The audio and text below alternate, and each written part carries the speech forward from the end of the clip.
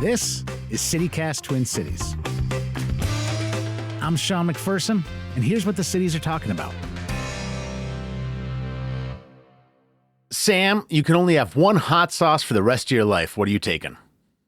That is a rude personal question because I can't believe you'd narrow me down to one. I'm going to go with Korean gochujang or Hui Fong. That's a good answer, Sam. That's a good answer. Yeah. Tiffany, one hot sauce for you for the rest of your life. The OG Laogan Ma's chili crisp. And Ali, one hot sauce for the rest of your life. If we're going all traditional route and cultural route, then I have to go with harissa, 110%, right from our culture. Mm-hmm. Yum. That is Ali Elabbady, a writer and critic based in the Twin Cities. Sam Choo, a longtime local news producer, media consultant, and adjunct journalism professor. And Tiffany Bowie, a producer here at CityCast. Today we're talking about the bounty of African food available in the Twin Cities. We'll also hear a pointed defense of the Como Zoo. And we'll discuss a recently approved plan for George Floyd Square. And we're opening up our mailbag to hear some great suggestions. Okay, Ali, do you remember the Arts Weekly Pulse of the Twin Cities? Yes. Okay. Back in the day, my brother was the music editor for Pulse of the Twin Cities, but he asked me to write something about food, and I wrote about Fasika, this spot on University and Snelling, and I said, I'm reading this book about the Mississippi flood of 1927 called Rising Tide. I'm only reading it at this African spot, and I'm going there like every week and a half. Next time I walked in, they were like, oh, you wrote about us in the paper. Thank you so much. I loved Fasika. Happiness for me was Zilzil Tibbs from Fasika and the Veggie Sampler. But they closed in 2023, and I don't think I've had an ounce of African food since then. But Ali is helping us because he just wrote an article called Minneapolis-St. Paul's Best Spots for African Food. That's from Explore, Minnesota. And Ali highlighted 10 spots in the metro area where you can find great African food from all over the continent. Ali, thank you for joining us here on CityCast, and thank you for the great article. Absolutely. Thanks to you guys for having me. I appreciate it. Now, before we get into it, I want to actually borrow a little bit from Ali's introduction to his article. It should be no surprise that there's great African food in the Twin Cities. We have almost 200,000 neighbors from East and West Africa calling Minnesota home, but it should come to a big surprise that the federal government is treating these folks like they aren't our neighbors and like they don't belong here. And it is heartbreaking to see this and to think about the restaurants, the homes, the businesses, the families. This is a part of the fabric of the Twin Cities, and we should do all we can at this time to celebrate and fortify these neighbors. And one of those ways is through food and through supporting local businesses. So Ali, we're going to highlight a couple of these places you wrote up. And I want to start with the first one you listed, African Deli out in Brooklyn Center. And especially they do uguzi and waiche, which are two dishes I've never tried. Can you tell me a little bit about this spot out in Brooklyn Center? So Brooklyn Center, for those that don't know, is like kind of home to both a Liberian and Nigerian population that not many know about. And African Deli, I had written about them once before in Eater Twin Cities as far as like good soups to get in the Twin Cities. And if no one's had like agusi greens and fufu, I really suggest that you change your perspective on that, because it's along with pho and along with like chicken noodle soup and borscht and others, egusi is one of the great stews/soups that one should have as far as that's concerned. And it's really just like quite an undertaking to take in. It's kind of like you're dipping like a pita into like a stew or something like that. But yeah. What about waiche? Waiche is also great. However, what I would recommend also is like, jollof. Jollof is always incredible to have. And obviously there is the great heated debate between Nigerian jollof and Ghanaian jollof. Two different spice profiles, two different kind of like ways of preparing it and stuff like that. One of which was actually just highlighted the Ghanaian way in Back of House, which I wrote a foreword for that just got released this past November as well. So, Congratulations. thank you. Congratulations. Great book. Also, why pit two queens against each other? Exactly. Okay, I want to talk about Ethiopian food because Fasika was an Ethiopian spot. So that is what I am most profoundly missing in my cuisine right now. People keep on talking about Bole Ethiopian cuisine. There's a couple different locations. What have you checked out at Bole? Bole is one of my favorite. Always tips there always seem like the great gateway to go if you're just kind of like curious into Ethiopian food and are just kind of like entering. It's obviously like beef with Berber spices and things of that nature, with served on a flatbread of injera bread that kind of looks like a huge doled out pancake that's like two more sizes than my own human head already, but it's really fantastic stuff, and spongy as well, so that way you can sop up a little bit of everything and kind of just like eat it like right then and there, kind of like pick it apart as far as that's concerned, and just kind of like really like get in there with your hands and stuff like that. So that's always a good way, I always say, to begin. So like you can always judge a spot by the way they prepare their tips. That's the best way for me to say it. That's a good tip. Ali, I'm curious what you think about this, but I feel like whenever I hear there's a restaurant inside of an ethnic grocery store, I'm like, that's the place to go. Like, their food is so good. Someone's grandma is working overtime back there. And one of the spots you highlighted was Getty Grill in Hopkins, inside of Hopkins Halal. Yes. What would you get over there? What do you like there? Usually at Getty Grill, there's like an array of things to get, and like you can't go wrong with any of it. And like I'd be hard pressed to pin down to one specific dish, because like every time I get there, I always face the syndrome of trying something new just to like refresh my palate as far as that's concerned. Mm-hmm. And the best part about Getty Grill is like, since it's next to the Hopkins market, is that you can shop for those same items and try to reattempt that or recreate that yourself as well. In addition to that, I mean, like when you look at like the Asian grocers of the Twin Cities and stuff like that, like I think of Dong Gang over in Columbia Heights. Oh, yes. You know, exactly what I was thinking. One of my favorite hot bars in the city that people don't check out enough. And I mean, like you can just roam those aisles for days for like all the Shaoqing wine to like different marinades that you could get to like recreate some of those Cantonese staples at home too. So yeah, if someone tells you get in the car, we're going to go eat at a grocery store, don't ask questions. Just get in the car. That's all there is to it. I gotta say though, I'm a little afraid of all the ajumas at Dongyang, because every time I walk in there, they're like, "Where have you been? It's been too long," and I'm like, "I don't even know who you are. Why are you Sam, yelling where at me?" have you been? I know, like, Where have you been, Sam? They've been calling you. it's been yeah, but the food is just off the hook. It's so good, so good. No question. I want to move things over to St. Paul, Ali, and I stopped at Caribou, and this is not Caribou, Caribou.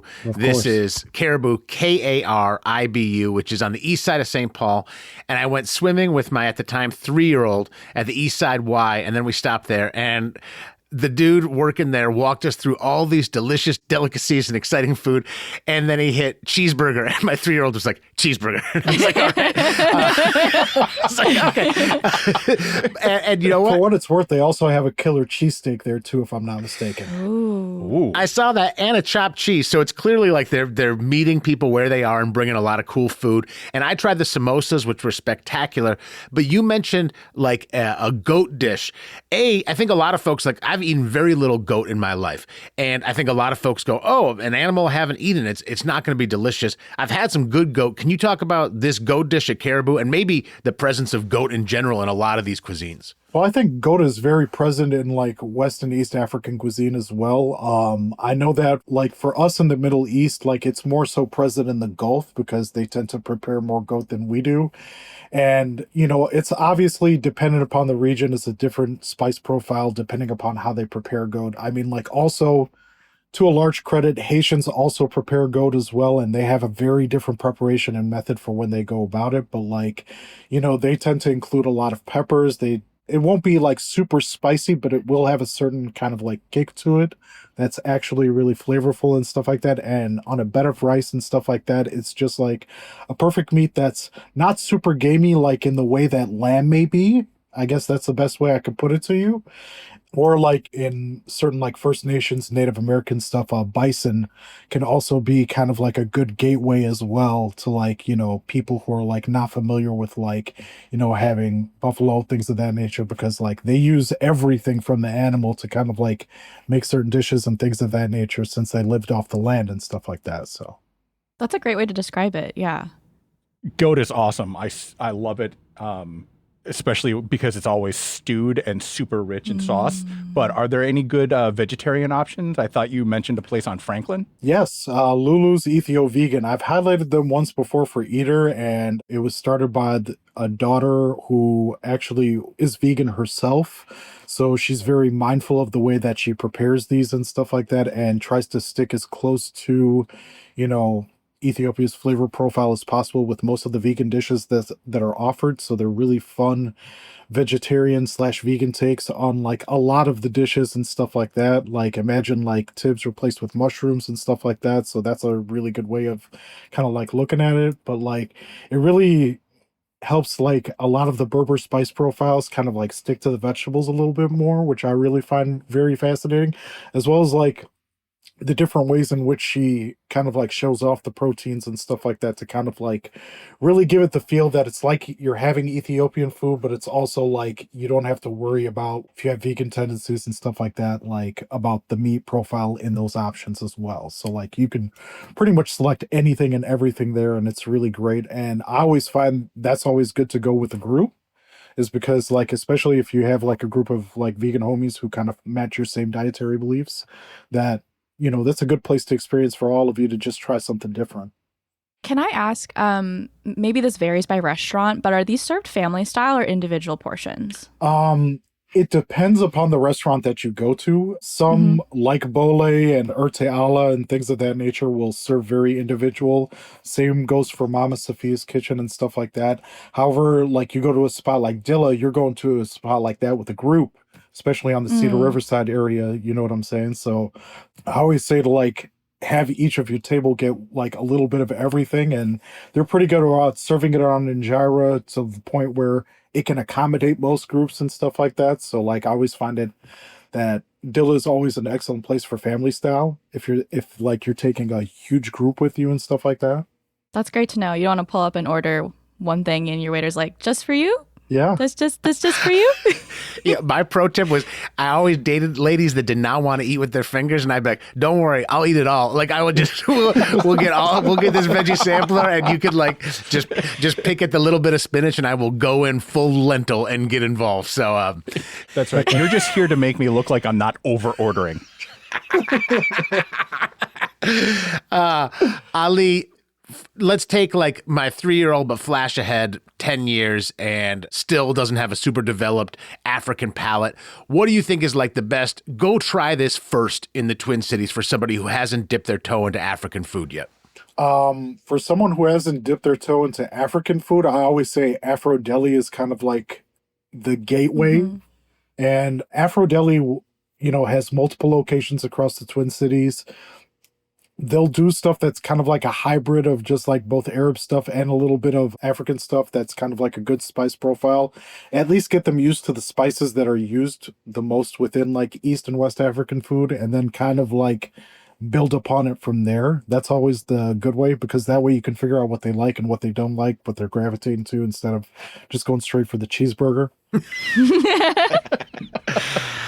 And Ali, you've been busy. Not only did you write about best African food, you also did best spots for Middle Eastern food, South Asian, and Asian. I cannot imagine the enormous task and amount of food that you had to try, but great job. And thank you for your service. Oh yeah, absolutely. I think like the goal that I wanted, like originally I was approached to do these lists back in June, I want to say, or early May originally. And when I was approached to do these lists, I kind of wanted to treat these spots because I think like the hot take that I have, that especially when it comes to just like food writers in the Twin Cities, is that people are sleeping on the suburbs. Like the suburbs have some of the best like food that you can't find. Especially that's true of like most Asian spots that I frequent. Like you can find them in like good suburb spots and strip malls that not a lot of people know about. You'll go in, you might be solo, but like you'll have like an earth-changing experience there. Yes. Unfortunately, you do have to drive 30 minutes away, and then you're in Blaine, and you're like, why am I in Blaine? That's how it goes.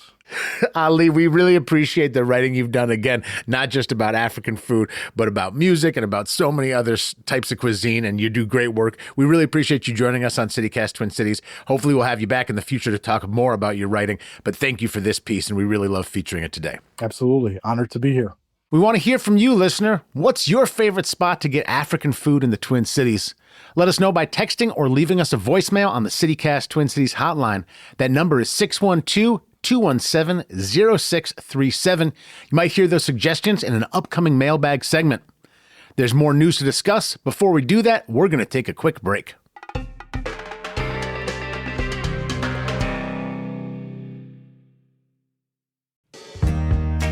It's the holiday season, and there are a lot of difficult moments where you don't know what to get for that special person in your life. Aura Frames is a perfect holiday gift for those situations. You've been on the hunt for that perfect gift. You want something that's personal, but not so over the top that it weirds the person out. And that Aura Frame is an opportunity to give digital memories a new life inside a beautiful frame. It's simple to use. You just download the Aura app, connect to Wi-Fi, and you can put in a boatload of photos, videos, etc. And you can personalize that gift before it even arrives with a special message.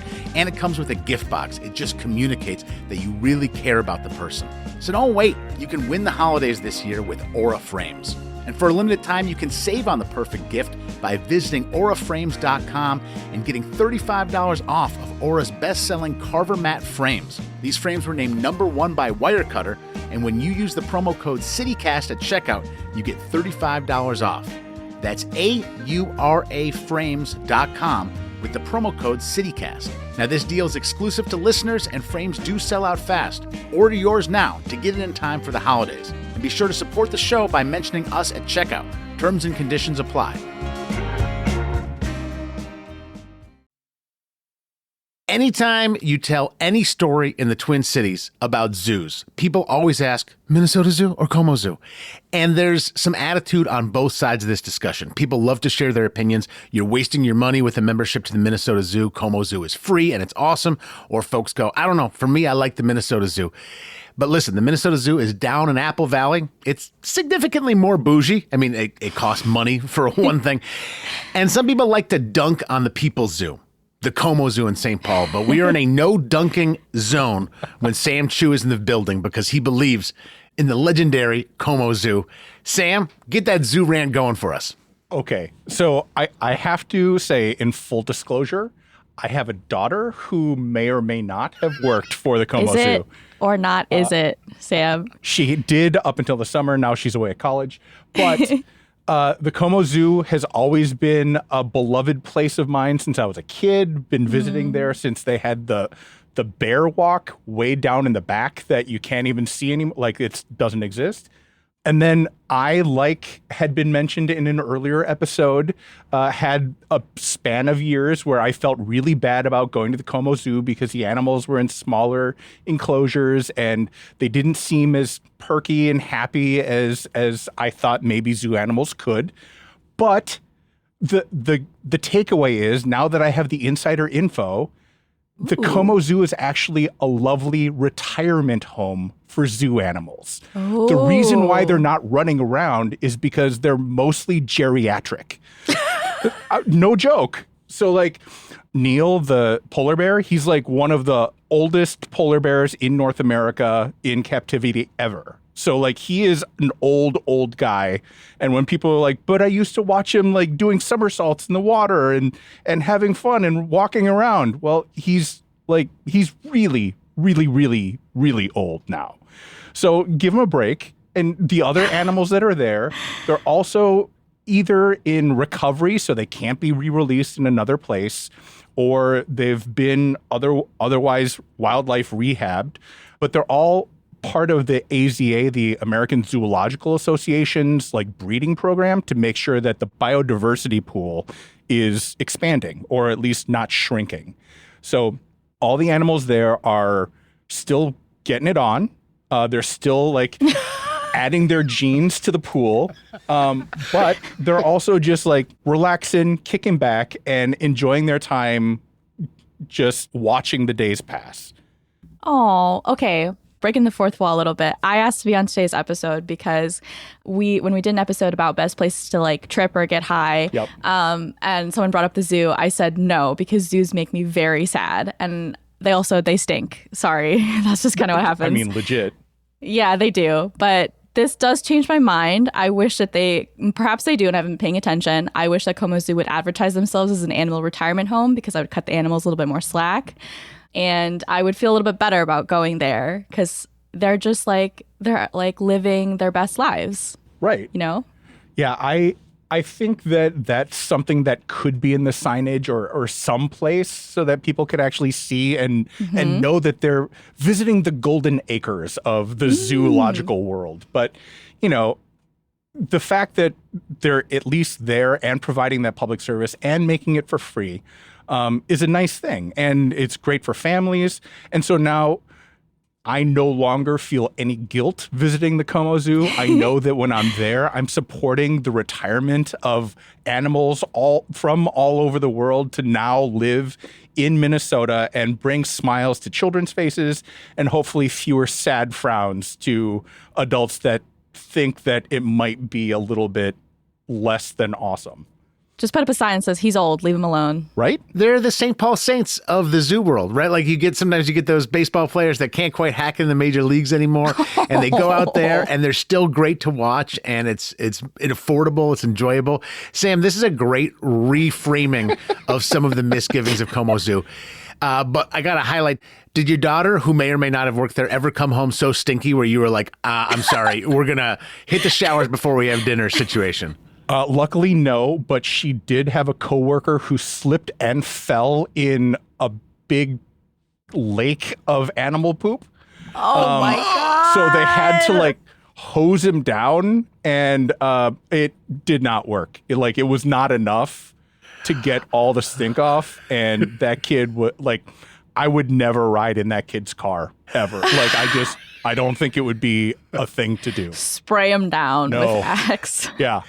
Can we give some props to the Como Conservatory as well? Because it's right next to the zoo. And I got to say that if you're looking for a winter recharge, there is truly no place better in the Twin Cities proper. If you spend 45 minutes in there, you walk out and you go, I can't believe it's January. You feel like you have this very vernal experience and you're connected with plant life. And the Como Zoo is wonderful. I love the Minnesota Zoo as well. But that conservatory at Como is just an absolute gem in the Twin Cities. Absolutely. Yeah, they posted on Instagram that they were getting ready for their 2025 holiday show, and Dilla, the armadillo, was helping out by digging little holes. And it was so adorable. Go to their Instagram if you want to see pictures of an armadillo digging holes in the Como Zoo Conservatory. Yeah, no, I usually hit the conservatory once every other week just so that I can feel moisture in my lungs. And it's amazing. It's just absolutely rejuvenating. We'd love to hear from you. What's your favorite zoo setup in the Twin Cities? Or are you the kid who slipped in the poop this summer? We'd like to hear from you in particular. Hit us up on the CityCast Twin Cities hotline, 612-217-0637. Text or voicemail works. You might hear those comments in a future mailbag segment. We got more to discuss. Before we do that, we're going to take a quick break.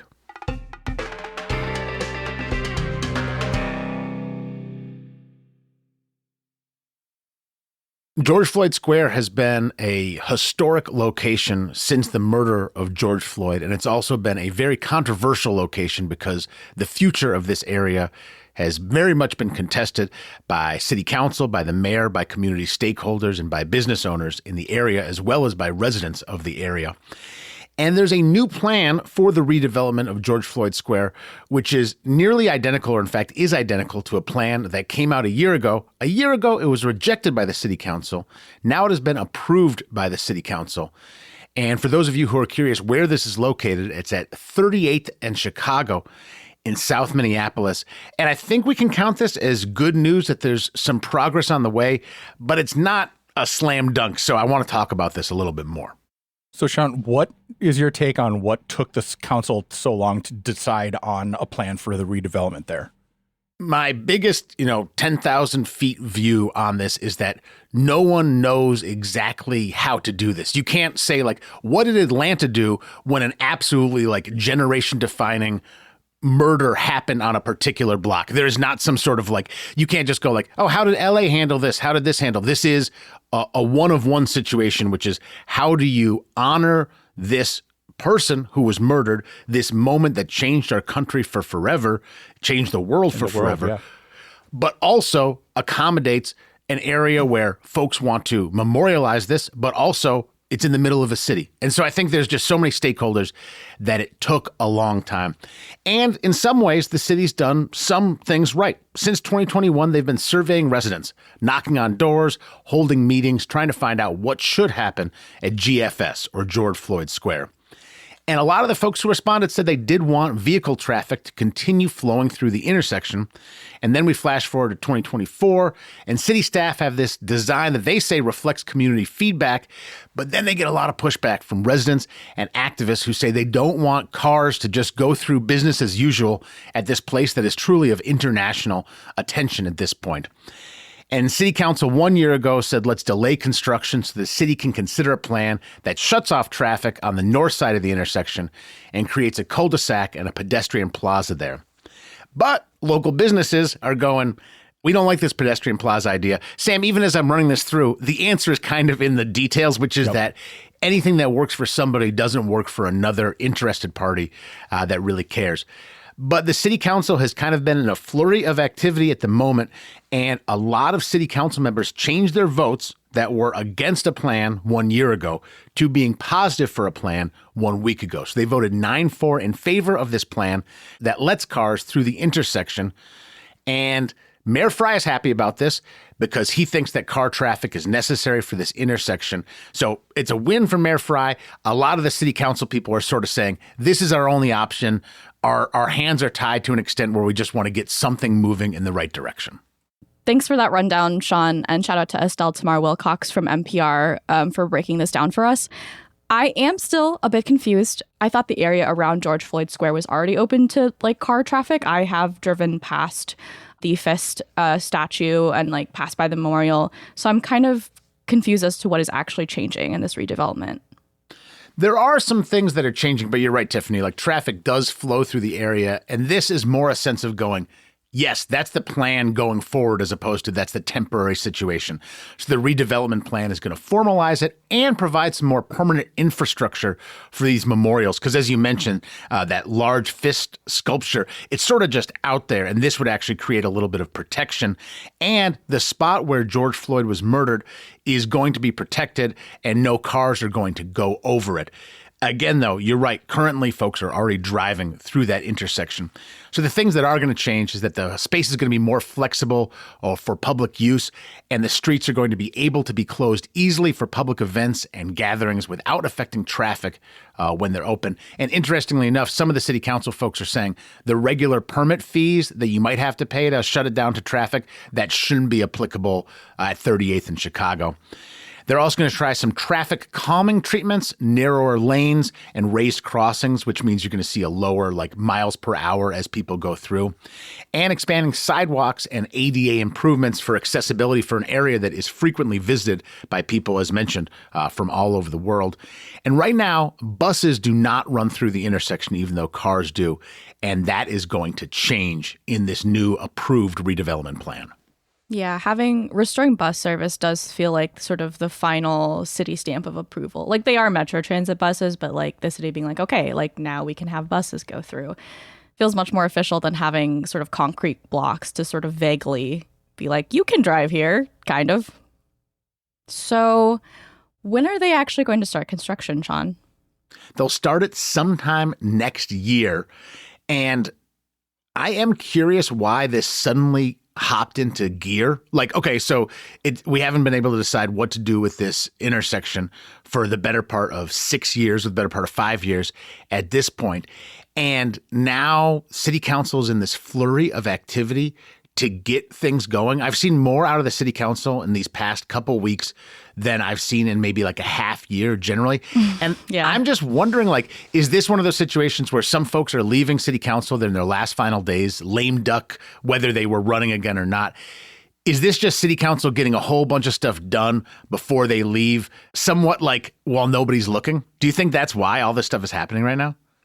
I mean, that happens a lot just because it's convenient and then you don't have the people that made the choice there to pin on anymore. But you never know. Yeah, I mean, I would love for it to think that it'll be like, oh, this is a period of more productivity between Mayor Fry and the city council, just more activity period. But yeah, I think it might just be one of those things of let's get some stuff done. These were things a lot of these people planned to get done during their tenure on city council. For some of those people, that tenure is coming to an end. So I guess I agree. It might be because they're lame ducks, but on the other hand, things are happening, and that's beneficial because we do need decisions to be made about 38th in Chicago and about Minneapolis in general. Last time we opened the mailbag, a lot of criticisms, a lot of exclamation points, a lot of like double question marks. Sam, you've gotten a double question mark email in your life as a broadcaster? Maybe. No comment. Hey, Sam, have you ever slipped in the proverbial animal poop during your time? Too often, and there was nobody there to hose me off. Oh, Sam. That's okay. But I gotta say, speaking of hosing off today's mailbag, it's like a warm bath. It just feels fantastic to get involved in this very positive mailbag. We got a nice text from Anthony who said, my name's Anthony and here's my whitest opinion on jammin' Christmas music. In case you think that's just what Anthony emails to everybody. No, we were talking about jammin' Christmas music. And he thinks that Andrew's sisters definitely jam, especially with the tune Jing-a-Ling. And Anthony, I got to check out that tune. So thank you for the tip. And Anthony said he loves the show. We love you right back, Anthony. This one is from Jess. There are some double exclamation points in here, which I will take over double question marks. Hello, CityCast Twin Cities. I'm excited to be able to now listen and keep in touch with Twin Cities, having grown up there. I'm a transplant in Denver and rely on CityCast Denver, shout out, for information and community. The poop segment is too funny. Seems like the obvious solution is to add the increased bathrooms to the top spots being cleaned up. Stay warm and good luck with the poo-lution. Oh, gotta love a poo pun.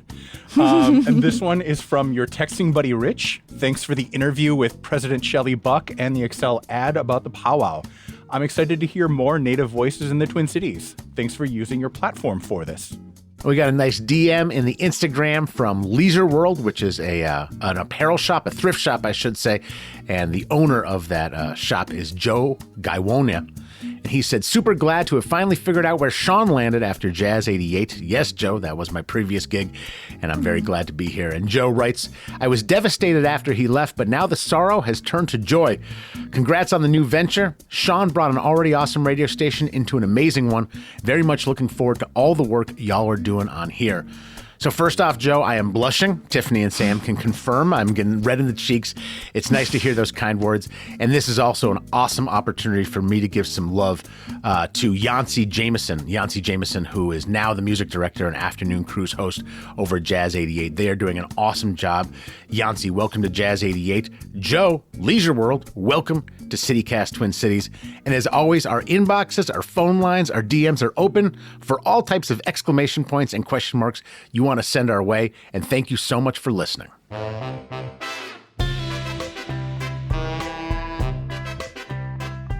That's all for today here on CityCast Twin Cities. I'm your host, Sean McPherson, Sam Choo, Tiffany Bowie, and Ali Elabbady. Thank you for being here today. You can get more news delivered right to your inbox by subscribing to the CityCast Twin Cities newsletter. If you enjoyed today's show, why not share this podcast with someone who may or may not work at the Como Zoo? We'll see you back here tomorrow for more news from around the city.